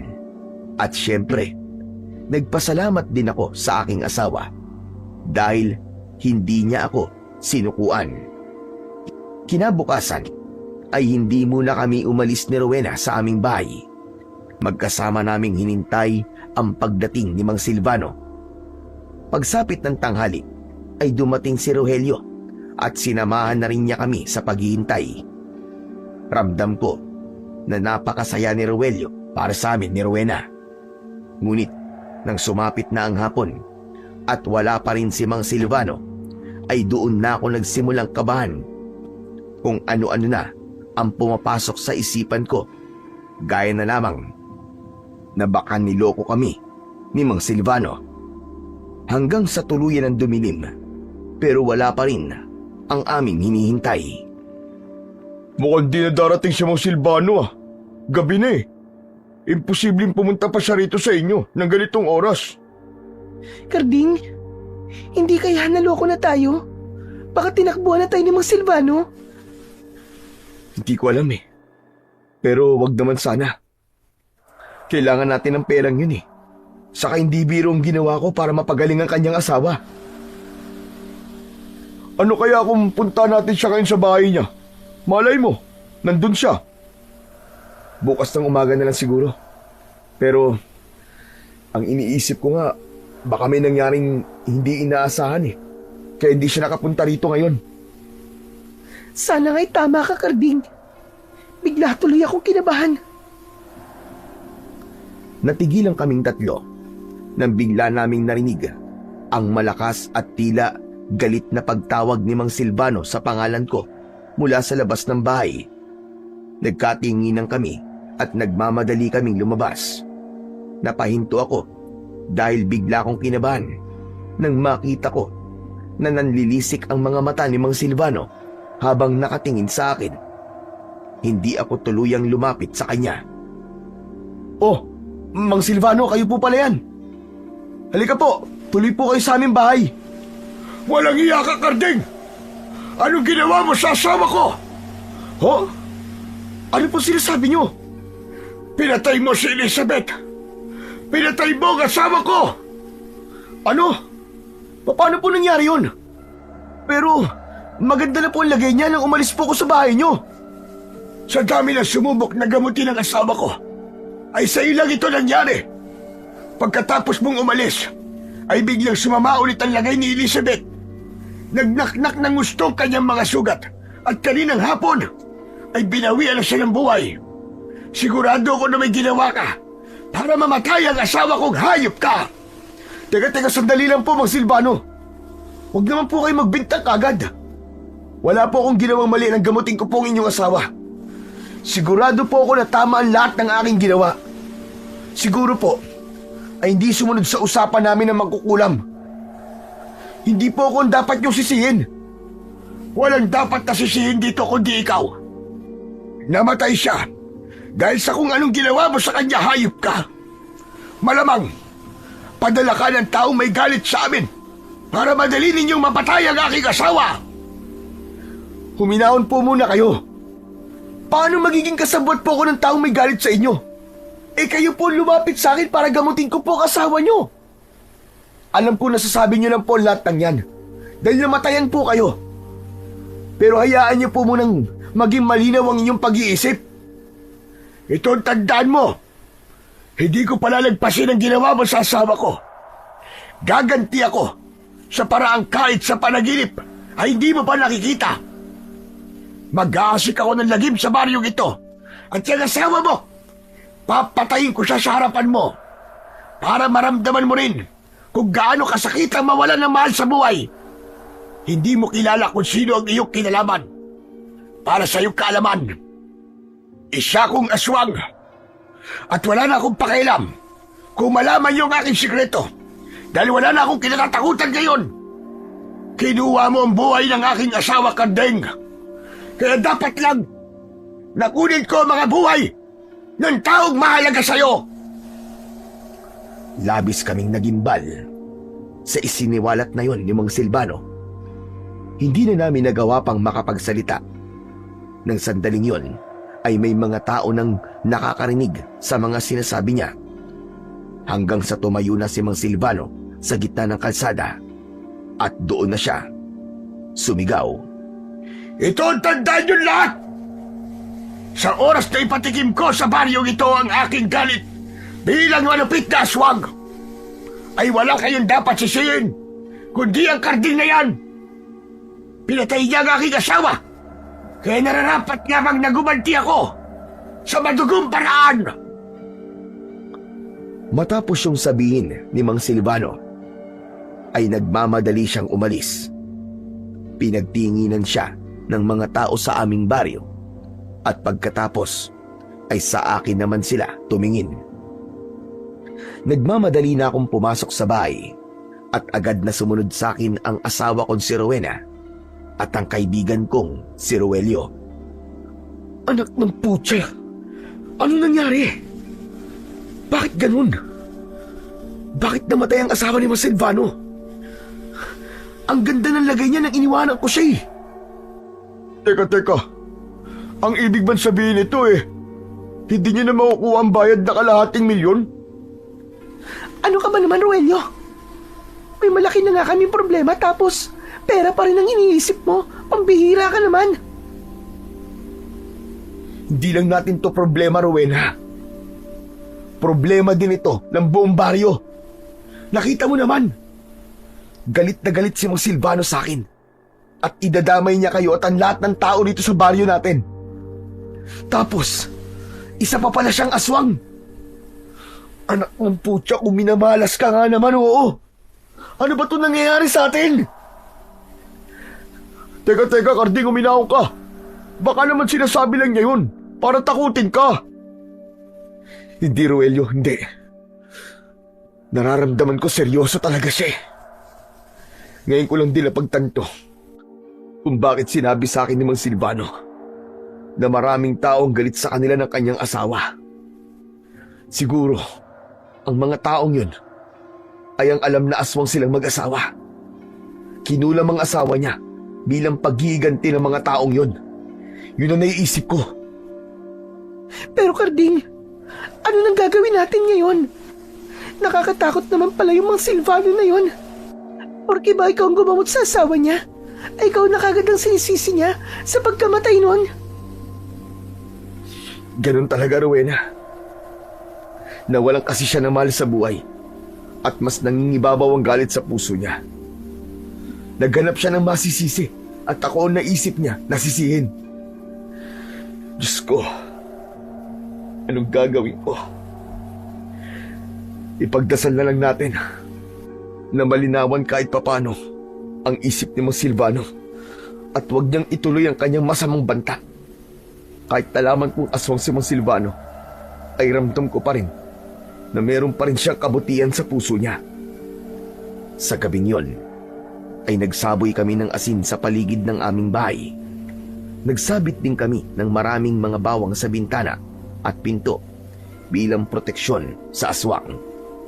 Hindi kasi namin pwedeng baliwalain ang banta ni Mang Silvano. Kung totoo ngang aswang siya, ay kailangan naming mag-ingat, lalo na't hindi namin alam kung kailan siya aatake. Makalipas ang ilang araw, ay kumalat sa buong baryo namin ang balita na maraming mga alagang hayop gaya ng manok at baboy ang natatagpuang walang buhay. Naging bulong-bulungan sa mga umpukan ang tungkol kay Mang Silvano. May nagsabi na si Mang Silvano ang may kagagawa nun dahil inamin ito sa lahat na isa itong mabangis na aswang at sasalakay ito sa aming baryo dahil pinatay ko ang asawa nito. Hanggang sa nakarating na sa amin ni Rowena na isang pamilya ang pinasok ng aswang. Mabuti na lamang at nagawang makaligtas ng pamilyang yon dahil nakahingi sila ng saklolo sa kanilang kapitbahay.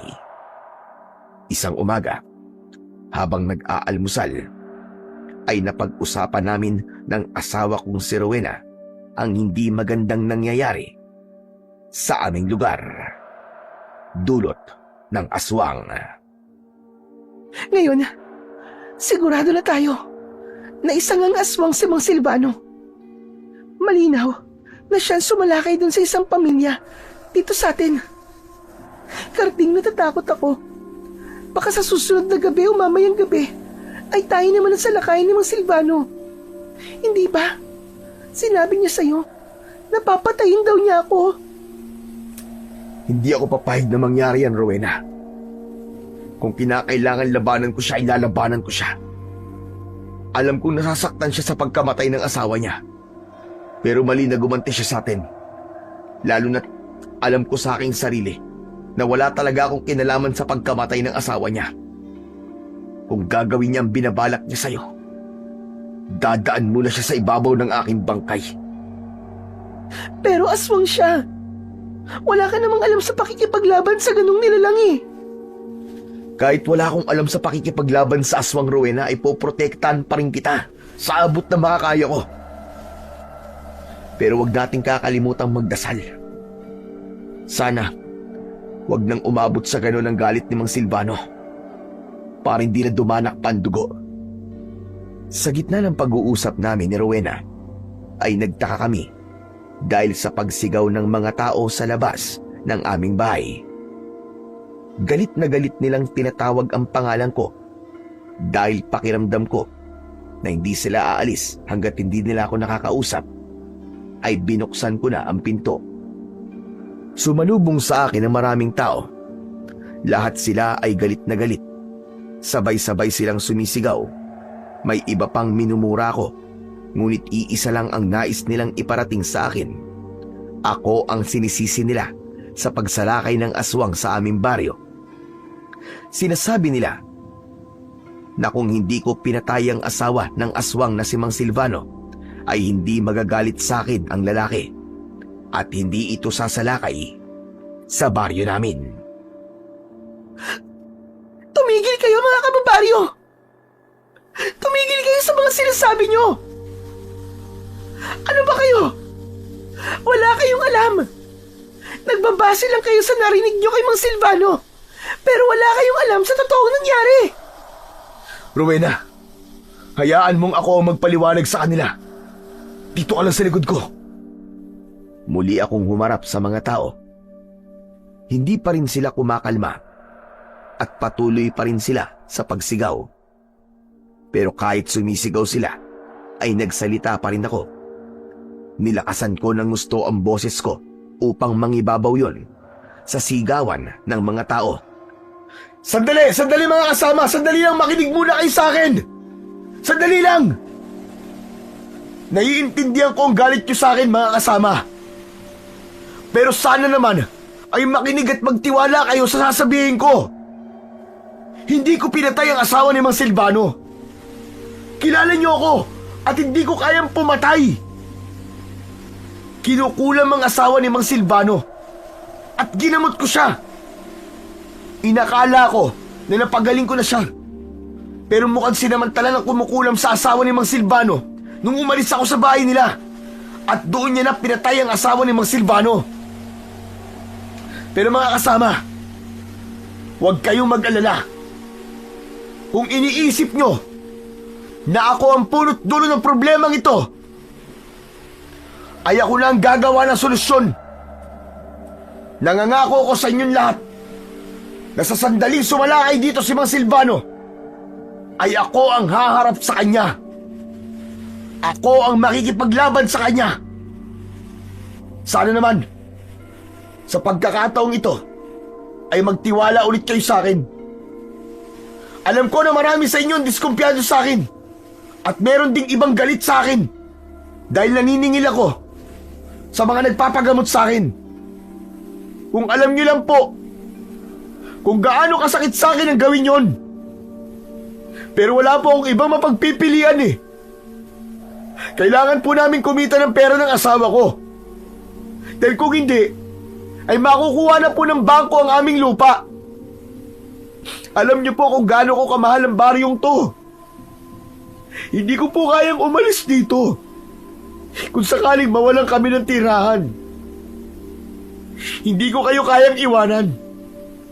Dahil alam ko po na marami sa inyo ang umaasa sa panggagamot ko.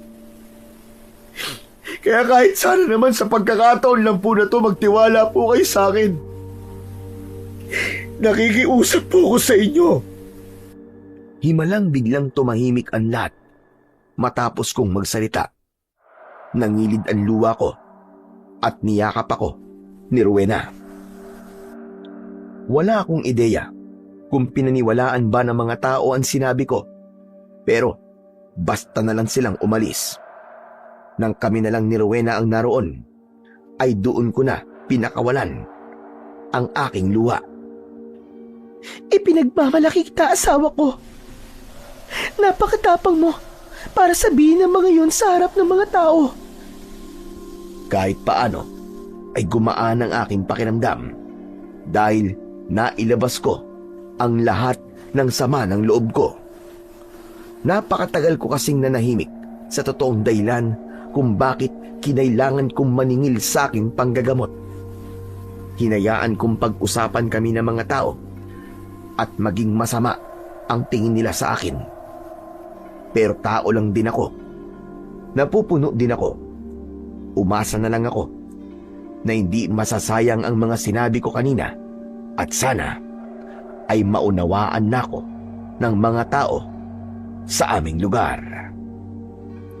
Kinagabihan, bago kami matulog ni Rowena, ay nagdasal muna kami ng taimtim. Ipinagdasal namin sa Panginoong Diyos na sana ay tumigil na si Mang Silvano sa pagsalakay sa aming baryo. Nang nakahiga na kami, ay parehas kaming nakatitig sa kawalan. Hindi ko alam kung anong tumatakbo sa isip ng asawa ko, pero ako ay nakikiramdam sa paligid. Simula kasi ng pagbantaan ni Mang Silvano ang buhay namin, ay hindi na ako nagkakatulog sa gabi. Pakiramdam ko, anumang sandali, ay bigla na lamang siyang sasalakay sa amin. Mag-aalas 12 na ng ating gabi nang nakaramdam ako ng antok.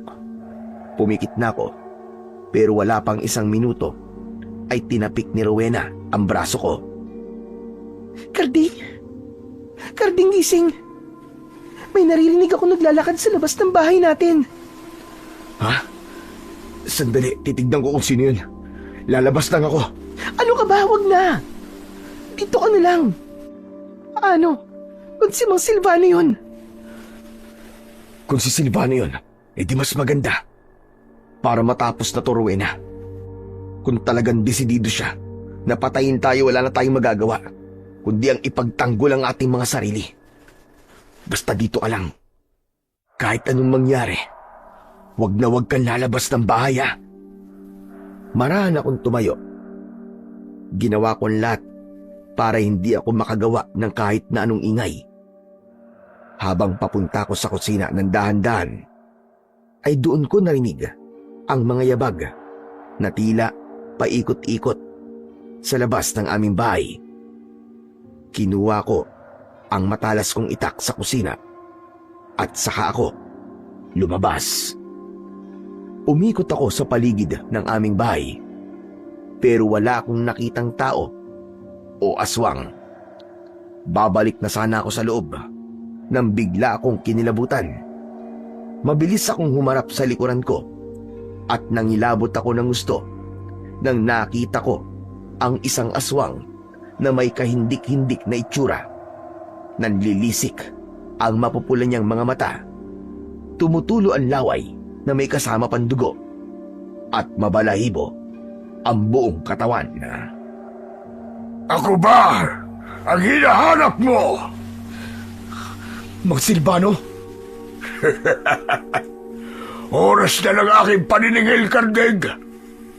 Kailangan mo nang magbayad sa pagpatay mo sa aking asawa. Mang Silvano, sandali lang. Mag-uusap muna tayo. Makinig kayo sa akin.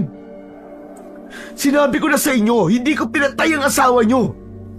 Hindi ko po yun magagawa. Albularyo po ako. At wala sa ipinangako ko sa aking tatay at lolo na kumuha ko ng buhay ng iba.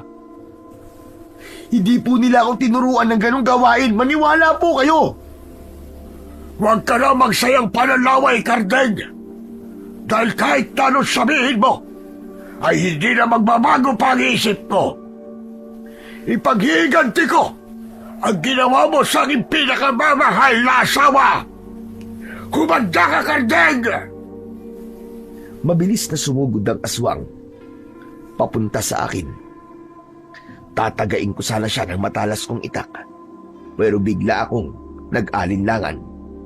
Naisip ko kasi na nagagawa lang yon ni Mang Silvano dahil sa sakit na nararamdaman niya sa pagkawala ng kanyang asawa. Bumaba ang depensa ko at nagawa akong sunggaban ng aswang. Natumba ko at napahiga ako sa lupa. Pumaibabaw sa akin ang aswang at buong lakas niya akong kinagat sa aking balikat. Kumawala ang napakalakas na sigaw sa aking lalamunan na halos mapatid na ang aking litid. Nakita ko ang pagsilip ng mga tao mula sa kani-kanilang mga bintana at mga bahay. Pero kahit isa ay wala man lang lumabas para ako ay saklolohan. Naiintindihan ko sila dahil gaya ko ay takot din silang lahat sa aswang. Lalabas sana ng bahay ang asawa kong si Rowena para tulungan ako, pero agad ko siyang sinigawan. Huwag, Rowena! Huwag! Huwag kang lalabas! Isarado mo ang pinto! Diyan ka lang! Nang nakita ng aswang ang asawa kong si Rowena, ay bigla siyang umalis sa ibabaw ko. Mabilis na tumakbo ang aswang papunta sa direksyon ng aking asawa. Hindi na nagawang maisarado ni Rowena ang pinto dahil sa bilis ng aswang. Ipinilupot ng aswang ang braso niya sa leeg ni Rowena habang nasa likod siya ng aking asawa. Nang mga sandaling yun, marahan akong tumayo. Alam ko na isang maling hakbang ko lang ay kayang-kayang patay na ng aswang si Rowena sa isang kisap mata. Ngayon, ipaparamdam ko sa iyo, Kardeng, kung gaano kasakit mawala ng asawa. Pinatay mo ang asawa ko. Kaya ngayon naman, papatayin ko rin ang asawa mo! Kardeng! Kardeng, tulungan mo ako! Ayoko pang mamatay! Parang awa mo na, ang Silvano! Huwag mong papatayin ang asawa ko! Maawa ka na! Ako na lang ang patayin mo! Total, di ba iniisip mo naman? na ako ang pumatay sa asawa mo. Ako na lang ang patayin mo. Huwag ang asawa ko. Hindi. Hindi, Karding. Hindi kita kailangan patayin. Ang gusto ko ay mabuhay kang kagaya ko na araw-araw nakakaramdam ng sakit. Dahil kapag pinatay kita, walang silbi ang pagpatay ko sa asawa mo. Makinig ka sa akin. Hindi ko pinatay ang asawa mo, Mang Silvano.